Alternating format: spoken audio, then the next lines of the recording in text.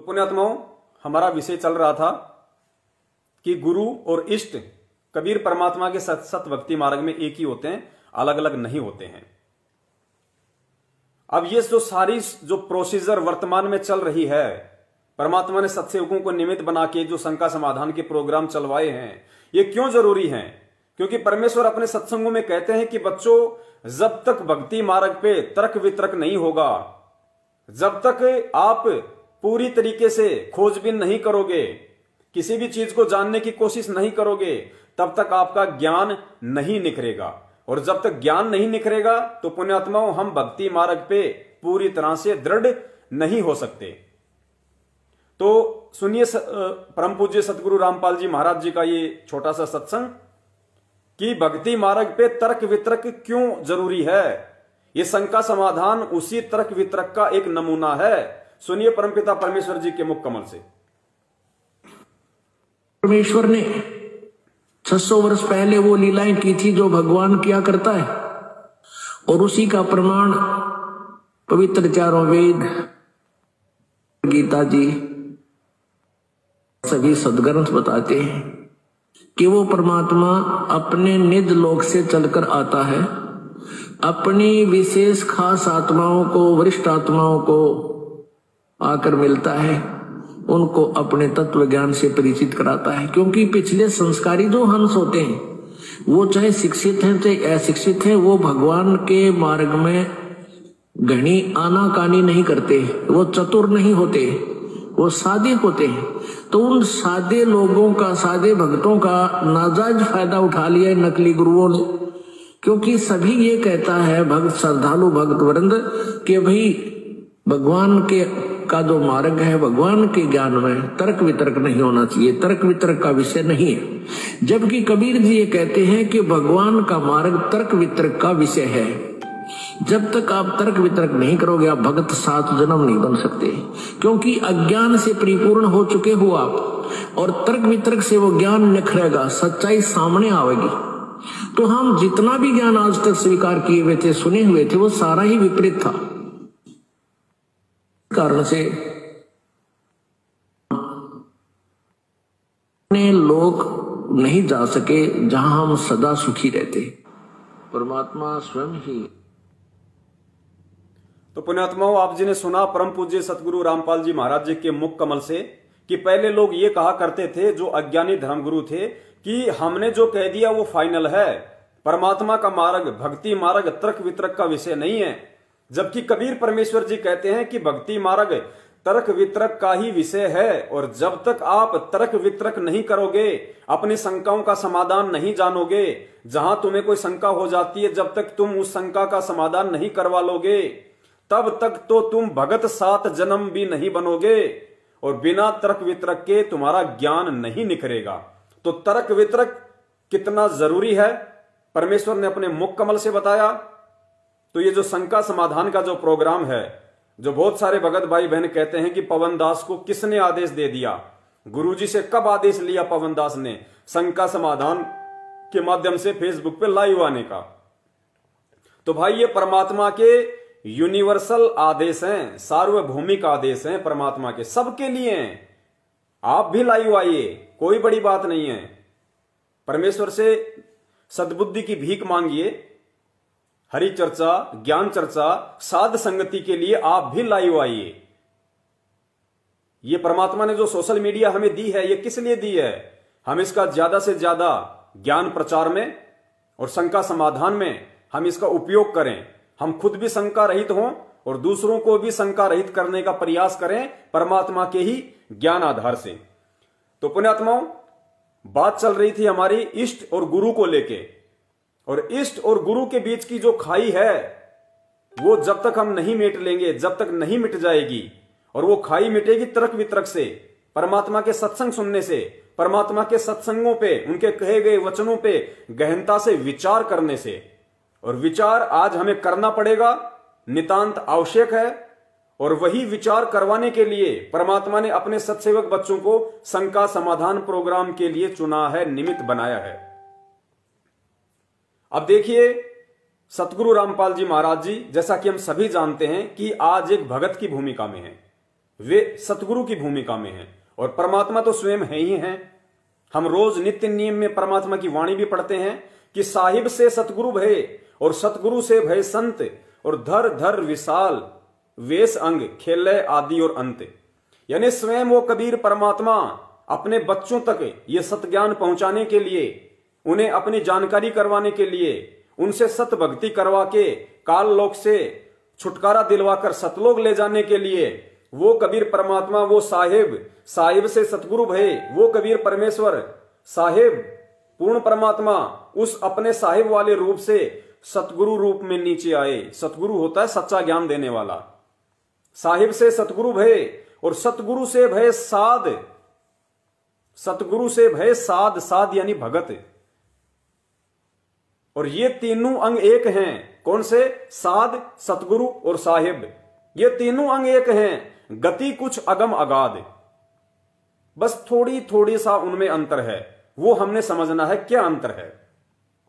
साहिब रूप में परमात्मा सतलोक में बैठे हुए हैं, सहशरीर हैं, पूरी सृष्टि का पालन कर रहे हैं परमेश्वर, सारे ब्रह्मांडों का पालन कर रहा है परमात्मा सतलोक में बैठ के। उस साहिब रूप से परमात्मा सतगुरु रूप धारण करके अपने तेजोमय रूप को हल्का करके सतगुरु रूप में परमात्मा नीचे आते हैं ज्ञान देने के लिए। और फिर परमात्मा किसी एक पुण्य आत्मा का इस पृथ्वीलोक पे चुनाव करते हैं, उस आत्मा को अपना गुरु बनाते हैं, मुंह बोला गुरु बनाते हैं।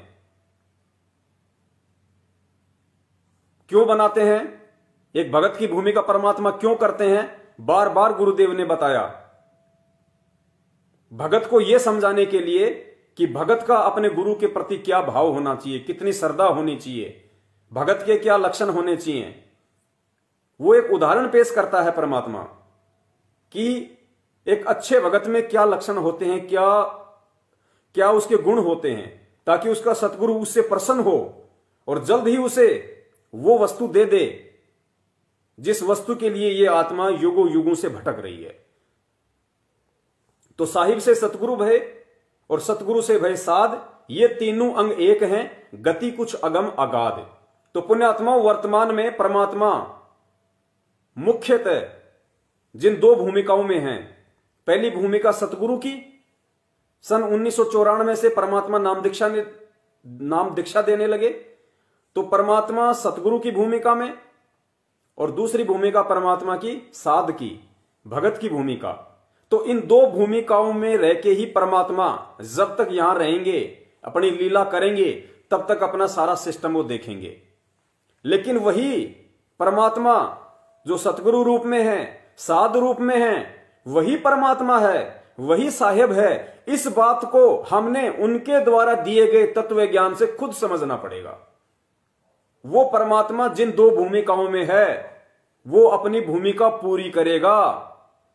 पुण्यात्माओं, अगर किसी फिल्म के अंदर किसी भी हीरो या हीरोइन को अगर 1 करोड़ या 50 लाख रुपए मिलते हैं कि तुझे भिखारी का रोल करना है, तो उस फिल्म में वो चाहे बहुत बड़ा रईस होगा, बहुत बड़ा अमीर आदमी होगा, बंबई में उसकी बहुत बड़ी कोठियां होंगी, 1-1 करोड़ की गाड़ियां होंगी, लेकिन उस फिल्म में जो भूमिका करने के लिए उसको दी गई है, उस फिल्म में वो वही भिखारी वाली ही भूमिका करेगा।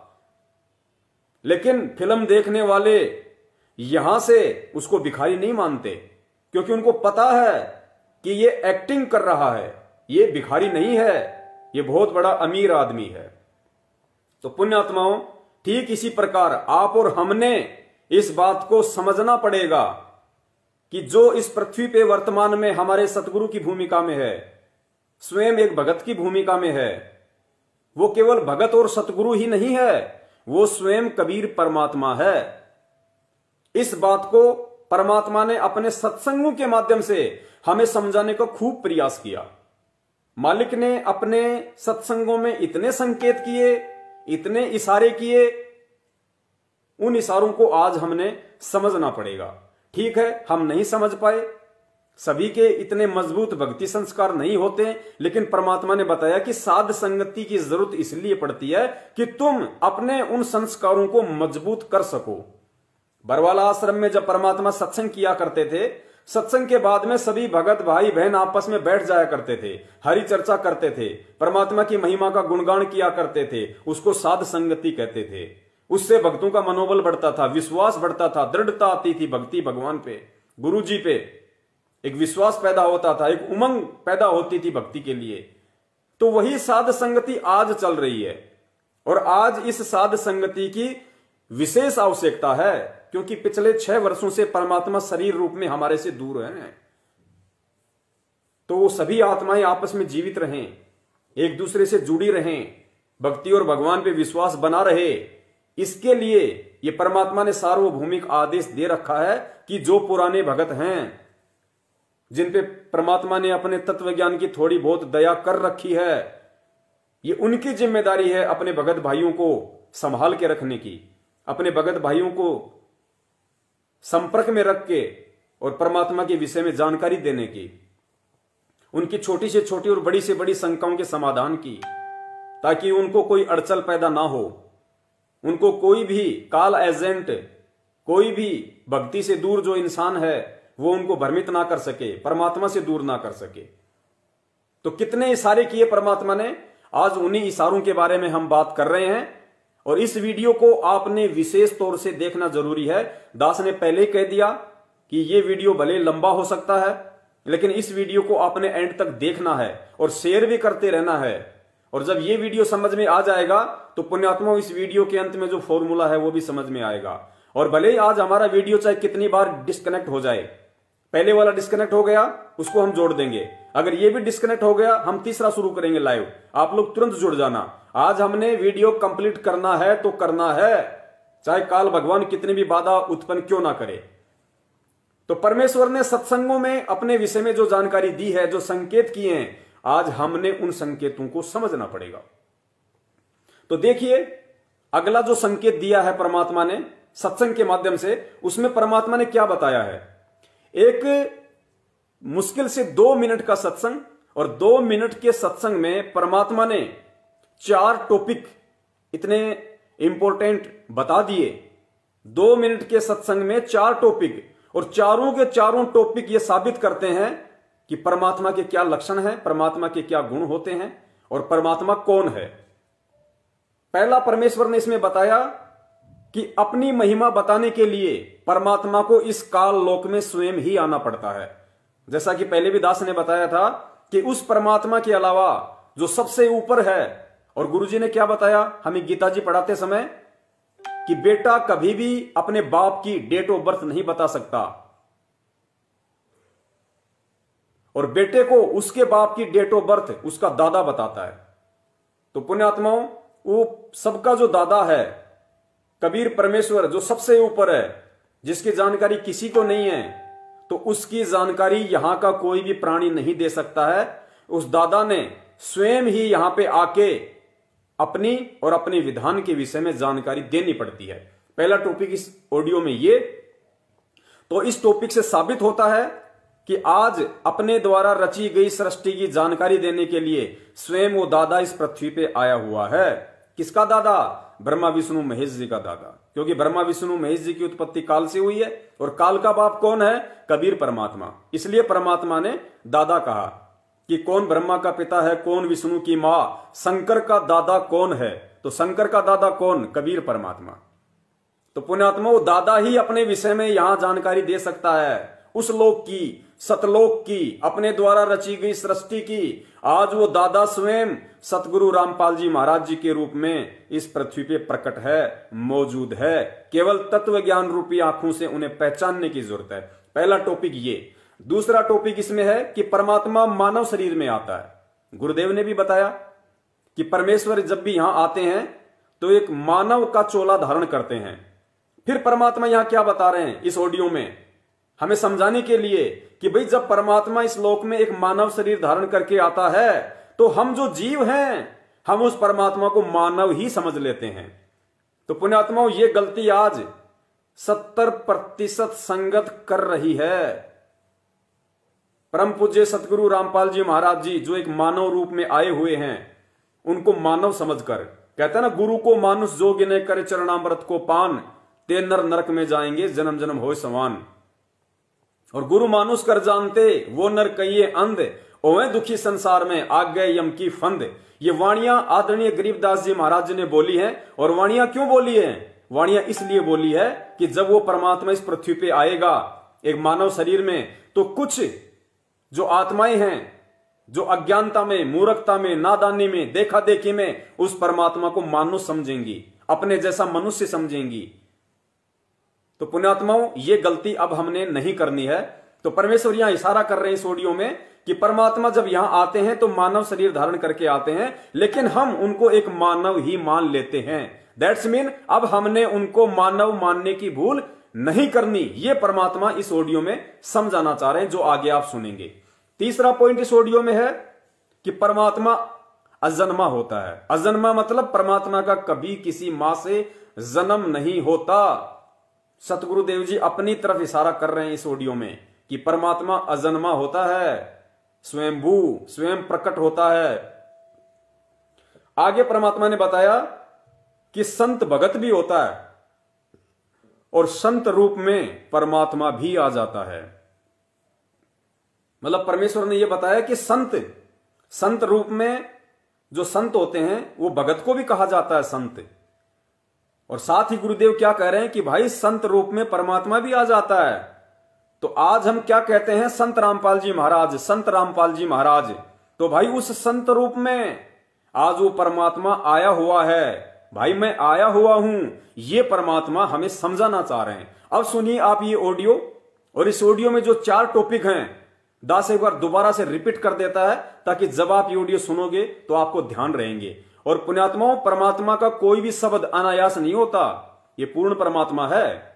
परमात्मा अगर सौपन में भी कोई शब्द निकाल रहा है तो पुण्यात्मा वो गहरा शब्द है। अनायास परमात्मा एक शब्द भी नहीं निकालता। तो परमात्मा के जब हम सत्संग सुने तो हमने एक एक शब्द को गहनता से सुनना है। 4 टॉपिक। सबसे पहला टॉपिक है अपनी महिमा बताने के लिए इस काल लोक में स्वयं आते हैं। नंबर 2, परमात्मा मानव शरीर में आता है और हम मानव ही मान लेते हैं। नंबर 3, परमात्मा अजन्मा होता है। नंबर 4, संत भगत भी होता है और संत परमात्मा भी संत रूप में आ जाते हैं। सुनिए ऑडियो।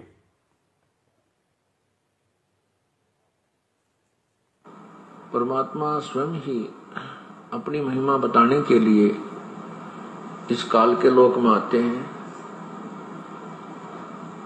और वो अपनी एक लीला करते हैं।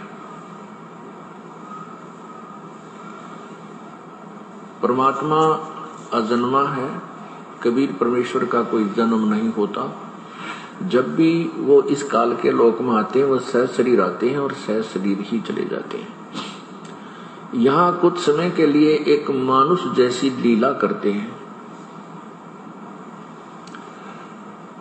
एक मनुष्य जैसी लीला करते हैं। मनुष्य का जीवन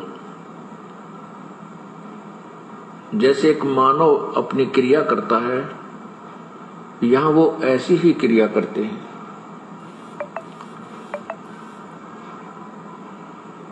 तो उस समय हम उसको केवल एक मनुष्य जान लेते हैं, हम उन्हें भगवान नहीं मानते।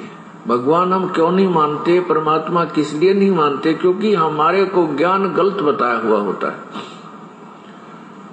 हमारे को ये बताया हुआ होता है कि परमात्मा निराकार है, वो सर्वव्यापक है, कण कण में विद्यमान है। परमात्मा मनुष्य शरीर में नहीं होता। इसलिए हम परमात्मा जब आते हैं तो उसको एक मानव ही मान लेते हैं, दूसरा नाम उसका संत या भक्त रख लेते हैं। संत मनुष्य भी होते हैं और संत की भूमिका में प्रभु भी आ जाते हैं। अब क्या बताते हैं? संत परमात्मा, संत भगत भी होते हैं और संत की भूमिका में परमात्मा भी आ जाते हैं। तो परमेश्वर यहां ये संकेत कर रहे हैं कि भाई संत की भूमिका में मैं आया हुआ हूं। पुण्यात्माओं, एक एक शब्द पे हमने गौर करना होगा और सत्संग ही वो आधार है, सत्संग ही वो मूल वस्तु है जिसके माध्यम से परमात्मा हमें सारी जानकारी देते हैं, अपनी पहचान करवाते हैं, और दूसरा कोई माध्यम नहीं है। परमात्मा चाहते तो हमारी गर्दन पकड़ पकड़ के सतलोक भी दिखा सकते थे कि देख यहां से कितना अच्छा लोक है, तो हम मान जाते, लेकिन फिर वही बकवाद शुरू कर देते वहां पे। इसलिए परमात्मा को सत्संग करने की आवश्यकता पड़ती है, सत्संगों से आत्मा को निर्मल करने की आवश्यकता पड़ती है, आत्मा को अंतःकरण से साफ करने की आवश्यकता पड़ती है। और जब हम खुद जब तक उस सतलोक की तड़प अपने हृदय में नहीं बनाएंगे, तब तक हम सतलोक में जाने वाले नहीं, हम वहां पे टिकने वाले नहीं।